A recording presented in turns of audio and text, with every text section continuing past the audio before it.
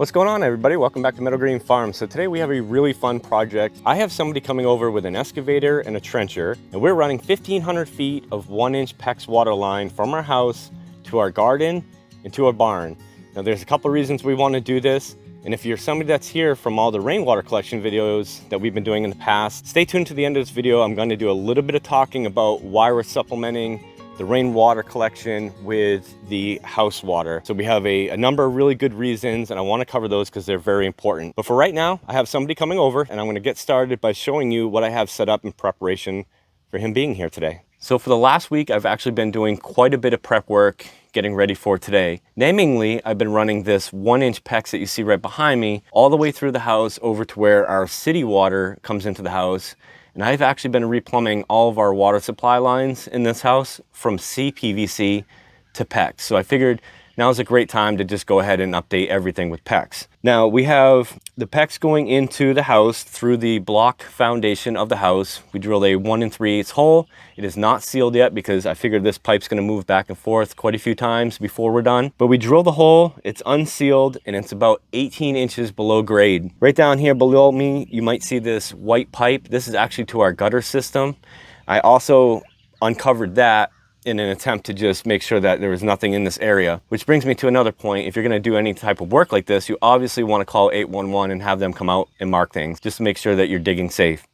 So we did that. I uncovered the drain, we punched the hole. This is 18 inches below grade, as I stated before. We're actually going to be trenching 2 feet below grade. So what we're going to be doing is running this water line up the trench. We're going to tee off actually at the garden, and I'm going to continue through that tee to another location where in the future we're actually hoping to build a barn. Even if we don't build a barn, there'll be a frost-free spigot out there, and it'll be a good location for us to put a hose on or some irrigation for our fruit trees if we need it. Off of that line, we're gonna tee off and run 3 spigots right down our 6-acre field, and each spigot is going to be in a future paddock. So we're running the water line now. I've taken my due diligence to try and mark out everything where in the future when I go and put this fence line in, I don't hit a water line. I'm not even close to even digging near a water line. So I think we're good to go there. Once we get to the end of that line, I'm gonna swoop down towards our barn, and we're gonna put a frost-free spigot inside the barn. So we'll have nice, fresh, clean water all year round if we need it at the garden, at the barn, at all 3 pastures, and then in the back of our fruit orchard.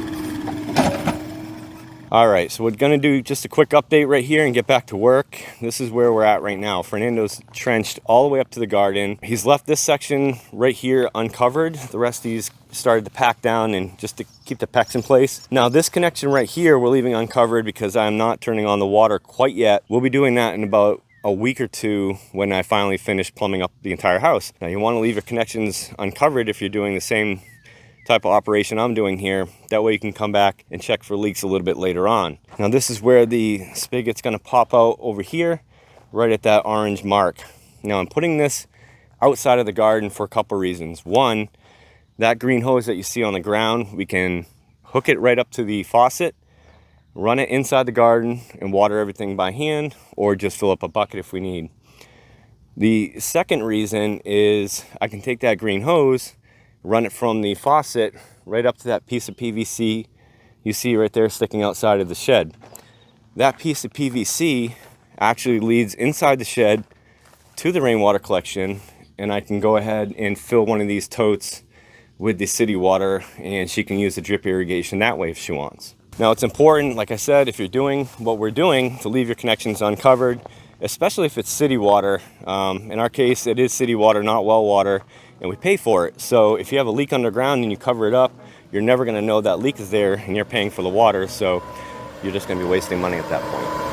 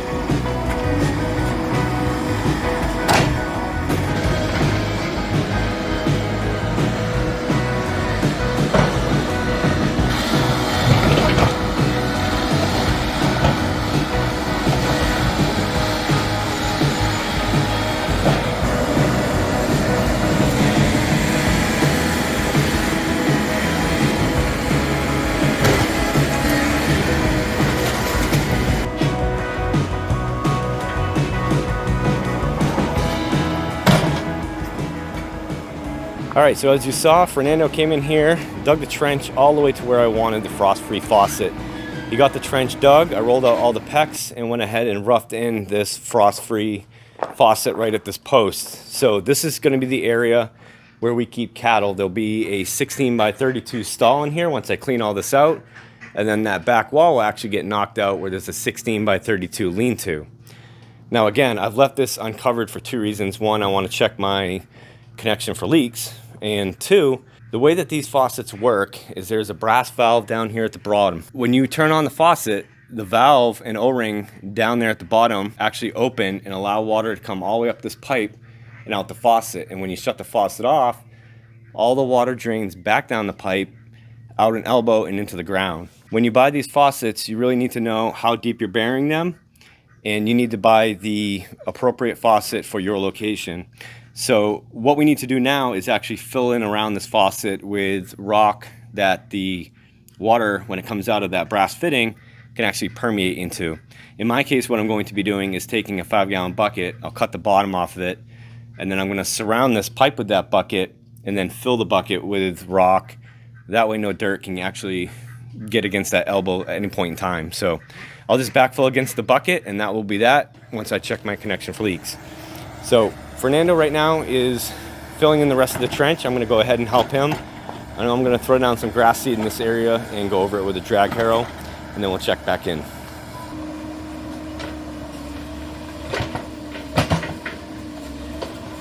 Oh, he's even replanting trees for me. All right, guys, as you can see behind me, we are completely finished with this project. We worked till about 9 p.m. last night, or at least Fernando did. He stayed super late and filled everything in, got it all packed down and leveled out for me. Now, two things. One, I didn't get the line extended to the back of the fruit trees like I wanted, so we'll have to do that at a later date. I mean, the good news is I have all the material to do it. And two, I didn't get the faucets installed in the field like I had wanted to. Now, the good news is like I said before, when I had him dig the trench, I had done my due diligence, and I know exactly where that water line is based off the existing fence line that we have. So once I get the new fences in, probably a couple years down the road, I'll just go ahead and dig by hand and tie into that water line. Now, at the beginning of this video, I mentioned that we have a lot of subscribers that subscribe to our channel from the rain collection videos that we had done. So I want to touch a little bit about why it was very important for us to get this up here and the water line up here and get it installed, and why we are not relying on the rainwater collection anymore going forward. Number one, we're getting cattle. I have 3 IBC totes. They're not going to be able to sustain how much cattle drink in the summer months, especially when we have drought in East Tennessee like we've been having the last 3 years. So I think that in itself was the biggest reason I wanted to do the water line. The second, if it is a second reason, is the rainwater collection system just keeps going septic, and I'm just done taking these totes apart and cleaning everything out. It happens every year, at least once a year. If I don't clean the first flush out within the first day or two after it rains, the entire system just keeps going septic. So I'm pretty much done with that. And 3, if you need a third reason, is yes, predictably, these totes keep freezing. So I've tried over and over again with different pumps and heating elements and insulation to keep the system from freezing, and I just can't do it. So we need water up here, even on the coldest cold days as well as the hottest of hot days. And the best solution in my mind was to just get the city water up here. You know what? I think the system does work good in a mild temperate climate if it's going to be like that for year round. I mean, obviously this was set up for our animals and not for our home system, so take it for what it's worth. But we're going to keep this system going. We're keeping it going on the garden. We're just moving away from it for the cattle and the poultry and everything else that we got on the farm. And one more thing, I always like to promote the people that come on our farm and just try their best and help us out, whether we hire them or they're doing it as friends. You know, I've done it in the past with my buddy Cody, and I'm doing it again today with Fernando. So Fernando Cepero is his name, and if you're in the Chattanooga area, I'll drop his information down below. He's got all the excavation equipment to clear lots and do work like you see here done today. So that's it. It's the end of the video. I hope you guys enjoyed it. If you did, hit the like button for us. And if you want to watch our farm grow, go ahead and hit the subscribe button. We'd love to have you along. Until next time, we hope you have a great day.